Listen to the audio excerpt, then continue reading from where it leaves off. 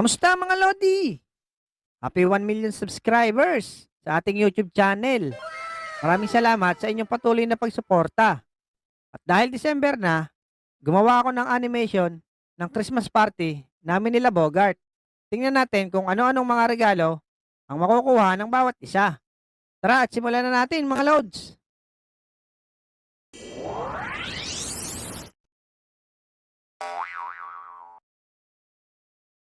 Oh, Bogart, ano yan at naka-earphone ka pa? Nako, wala to, Lex. Pinakikinggan ko lang yung album ni Jose Jackie Chan. Ha? Sino naman si Jose Jackie Chan? Yung singer, yung kumanta ng A Perfect Christmas, tsaka yung Christmas in Our Hearts. Loko ka. Hindi yun si Jose Jackie Chan. Yun ay si Jose Marichan. Ay, magkaiba ba yun? Magkatunog naman eh. Tamang pakinig ka sa Christmas song ah. Eh di ba December na? Oo nga eh. Eh kailangan na natin mag-ready para sa caroling. Ah, oo nga pala no. Iba talaga nagiging epekto pag kasama mo lagi si Otlog. Nagiging makalimutin ka na. Hoy, nagpasama lang ako kay Otlog bumili ng semento. Wala kasi magbubuhat kaya pinabuhat ko. Ang lakas nga eh. Kayang buhatin yung 3 sako.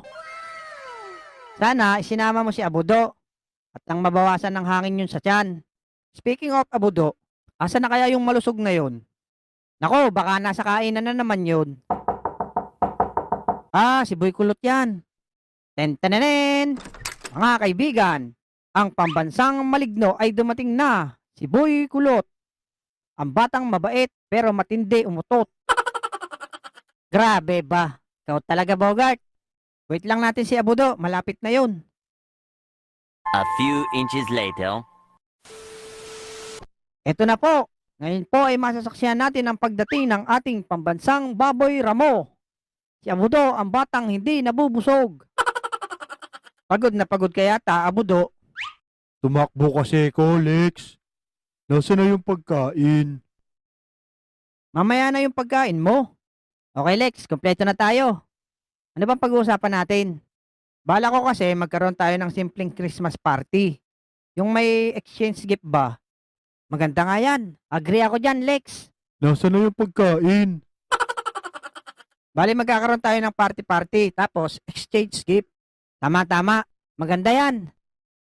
Sali ako dyan, mga bata. Ay, buwisit ka, Otlog. Nakakagulat talaga yung mukha mo eh. Pwede ba natin tong isali si Otlog, Lex? Endangered species na to eh. Baka maubos na. Hayop na Bogart na to. Lagi akong tinitira nito. Gusto mo ilagay ko yung butas ng ilong mo sa noo mo, ha? Pwede na yan. Mag-invite rin kayo ng ibang friends. Tapos, sabihan nyo may exchange gift tayo. Kami na bahala ni Boy Kulot sa invitation, Lex. Ako na bahala sa pagkain. Ay, kakainin pala. Sige, sige. Kita-kits na lang bukas.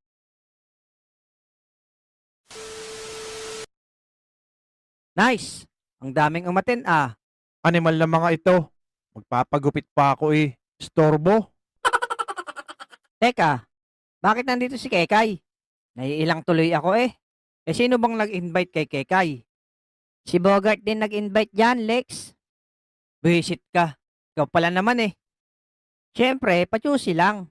Kunwari, hindi excited makita ang baby loves ko. Ano? Kaya pa baklang ulik ba? Kaya pa baklang ulik ba? Kailangan mo pa ng practice. Marami ka pang hahaluing simento.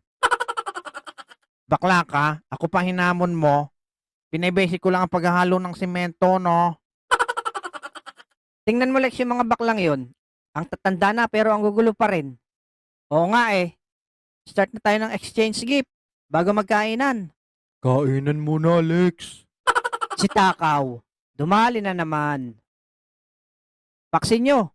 Kayo ho yung nabunot ko. Ikaw din naman nabunot ko, bata. Tara, start na tayo. Tayo na, paksin nyo. Umaasa akong maganda regalo mo sa akin. Huwag ka mag-alala. Maganda re. Ano kaya yan? Excited na ako, paksin nyo. Teka, ano to? Picture frame mo? na may picture mo. Grabe ka, Paksinyo. Sobrang pangit mo pa dito ah. Hindi lang daga matatakot, pati pusa tatakbo. O siya, buksan mo na yung regalo ko sa'yo. Animal na to.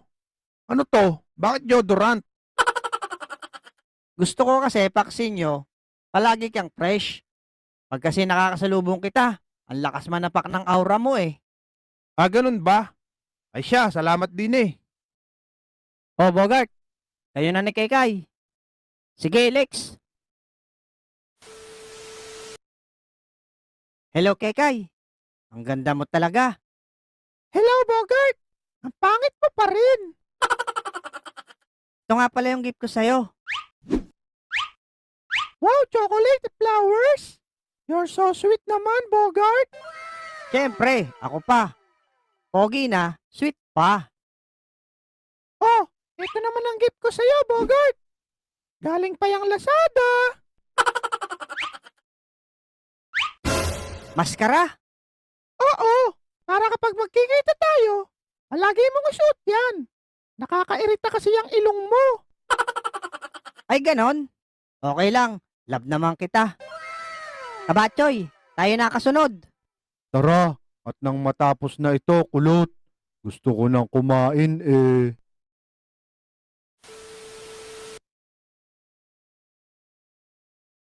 Gusto mo, kulot? Itong taba na lang ibigay ko sa'yo. Oh, Abudo. Wala kasi akong maisip na ireregalo sa'yo eh. Hamburger? Ang sarap nito. Pero bakit mukhang makuna to, kulot? Gawa kasi yan sa goma. Para matagal maubos. Gawin mong pacifier, Abudo. Oh, ito naman regalo ko sa'yo. Trip. Sabi kasi ng nanay mo, wala ka na raw brief. Pwede mo rin gawin yung tuwalya, kulot. Ay pwede nga gawing tuwalya ito. Tingnan mo naman, pag sa laki naman. Oo, pinaglumaan ko yan. Sayang naman kasi kung itatapong ko. Kaya, gift ko na lang sa'yo. Buisit ka talaga, tabatchoy ka. Oh, sunod na kayo, Otlug. Alam ko namang walang silbi ang regalo mo sa akin. Sa tulad ng mukha mong yan. At least, itong regalo ko sa'yo, mapapakinabangan mo sa bahay mo. Ayan yung regalo ko sa'yo. Sa ilalim, nakasako. Ikaw na lang kumuha. Aba, loko to ah. Bakit nakasako? Ano yan, basura? Alam ko magagamit mo yan, bakla. Ang higpit pa. Mahirap talaga tong ulikbang to. Ano to? Hollow block? Reregalo mo ako ng hollow block? Ano ako, simento?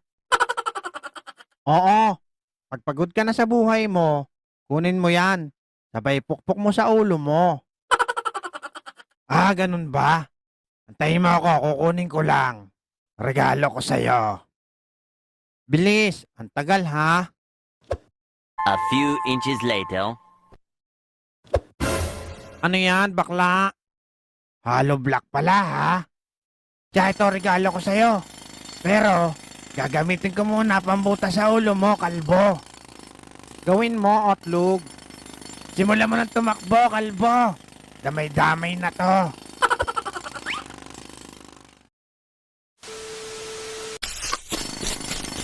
Tulong, mga kapitbahay. May sira ulo. Takbo, ulik ba? Hanggat may lupa. Hindi ka aabutin sa akin ng Pasko pag naabutan kita.